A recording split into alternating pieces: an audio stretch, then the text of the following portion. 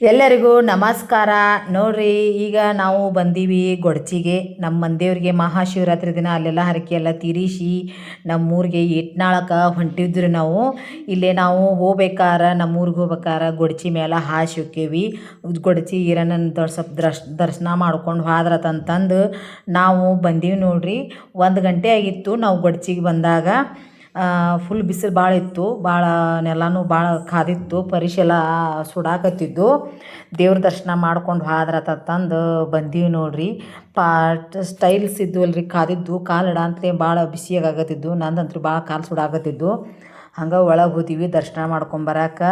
ನನಗನ್ಸಿತ್ತು ಒಳಗೆ ಸ್ವಲ್ಪ ಅಂದ್ರೆ ಮಹಾಶಿವರಾತ್ರಿ ಇತ್ತಲ್ರಿ, ಗದ್ದಿತ್ತು ಅಂಬಲ್ ಅಂತ ಅನಿಸಿತ್ತು. ಗದ್ಲೇನು ಇದ್ರಿಕಿಲ್ಲ, ನಾರ್ಮಲಾಗೇ ಇತ್ತು ರೀ.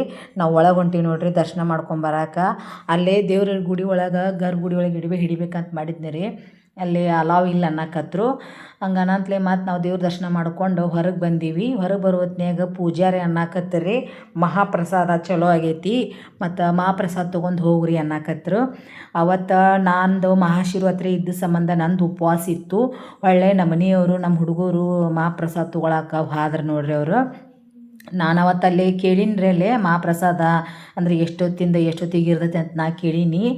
ಇಲ್ಲೇ ಯಾರು ಗೊಡ್ಚಿಗೆ ಆಸ್ಪಾಸ್ ಬರುವಾರ ಏನಾರು ಇದ್ರೆ ಮುಂಜಾನೆಲಾಗ ಮಧ್ಯಾಹ್ನದಾಗ 12:15ಲಿಂದ ಹಿಡಿದು ಮಧ್ಯಾಹ್ನ 2:00 ಮಟ ಏನೋ ಇರ್ತತಂತ್ರಿ.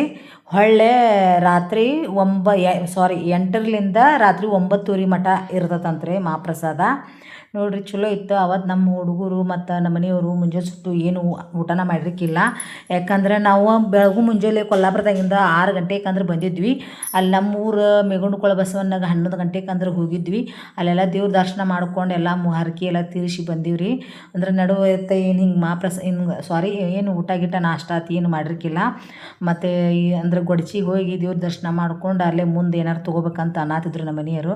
ಅಷ್ಟೊತ್ತನುಗಳು ನೋಡ್ರಿ ಎಷ್ಟು ನಶೀಬ್ ಚಲೋ ಐತಿ. ನಮ್ಮ ಹುಡುಗರ್ಗಾಯ್ತು ನಮ್ಮ ಮನೆಯವ್ರಿಗಾಯ್ತು ಮಹಾಪ್ರಸಾದ ಸಿಕ್ತಾನಂತೆ ಅವ್ರು ಊಟ ಮಾಡಾಕತ್ರು.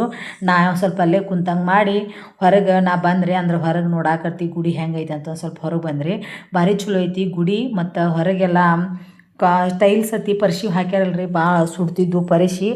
ಚಲೋ ಅನ್ನಿಸ್ತು, ಮಸ್ತ್ ಅನ್ನಿಸ್ತು. ಎಲ್ಲ ದೇವ್ರ ದರ್ಶನ ಮುಗಿಸ್ಕೊಂಡು ಅವ್ರು ನಮ್ಮ ಮನೆಯವರು ಹುಡುಗರು ನಾವು ಮಹಾಪ್ರಸಾದ ತೊಗೊಳಕತ್ತಿದ್ರಲ್ರಿ. ನಾನು ಹೊರಗೆ ಬನ್ನಿ. ಇಲ್ಲಿ ಹೊರಗೆ ಬರಂತಲೇ ಕಪ್ರ ಉದನ ಕಡ್ಡಿ ಹಚ್ಚಿರತ್ತಂತಂದು ನಾ ಬಂದ್ರಿ. ಕಪ್ರ ಉದನ ಕಡ್ಡಿ ಹಚ್ಚಿ ಅಷ್ಟೊತ್ತನಿಗೆ ಅವರು ನಮ್ಮ ಮನೆಯವರು ಬಂದರು.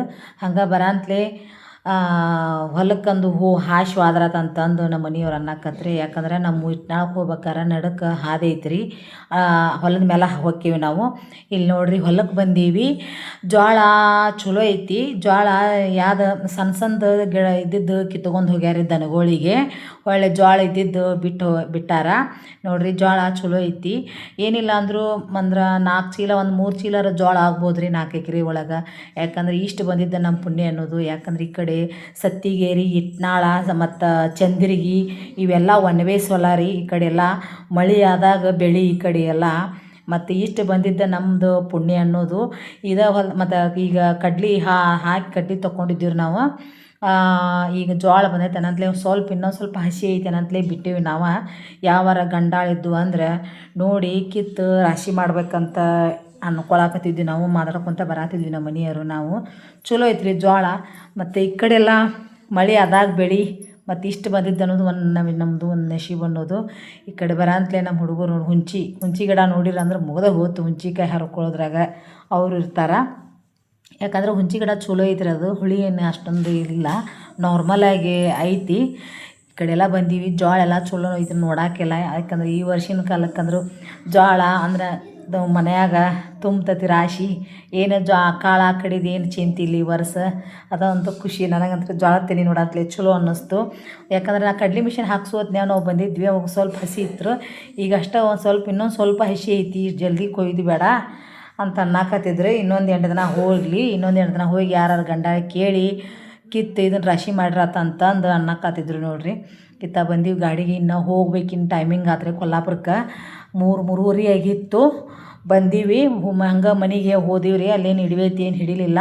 ಯಾಕಂದ್ರೆ ಅಲ್ಲಿ ಹೋಗಿ ನೀರು ಚಾ ಕುಡಿದು ನಿಂದ್ರಲಿಲ್ರಿ. ರಿಟರ್ನ್ ಹೊಳ್ಳಿ ಮತ್ತು ಕೊಲ್ಲಾಪುರಕ್ಕೆ ಹೊಂಟೀವಿ ನಾವು.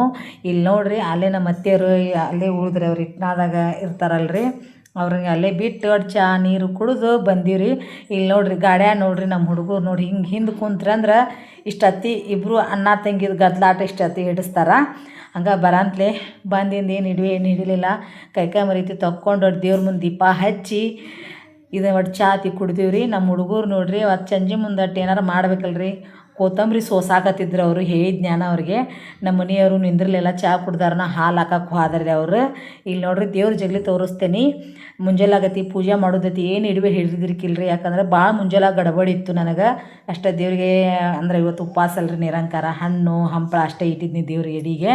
ಇಲ್ಲೇ ಚಂಜಿ ಮುಂದೆ ನಾನಟ್ಟು ಕದ್ಲಿ ಉಸುಳಿ ಮತ್ತು ಹೊಳ್ಳೆ ಇದನ್ನು ಚುನುಮರಿ ಹಚ್ಕೊಂಡು ತಿಂದ್ರಾತಂತಂದು ಮಾಡಾಕತ್ತಿದ್ದು ನೋಡ್ರಿ ಇವತ್ತಿನ ಹಿಡಿವೆ ಹೆಂಗೆ ಅನ್ನಿಸ್ತೆ. ಇಷ್ಟ ಆದ್ರೆ ಪ್ಲೀಸ್ ಸಬ್ಸ್ಕ್ರೈಬ್ ಮಾಡ್ಕೋರಿ. ಹೆಂಗೆ ಅನ್ಸತ್ತೆ ನೋಡ್ರಿ ನಂದು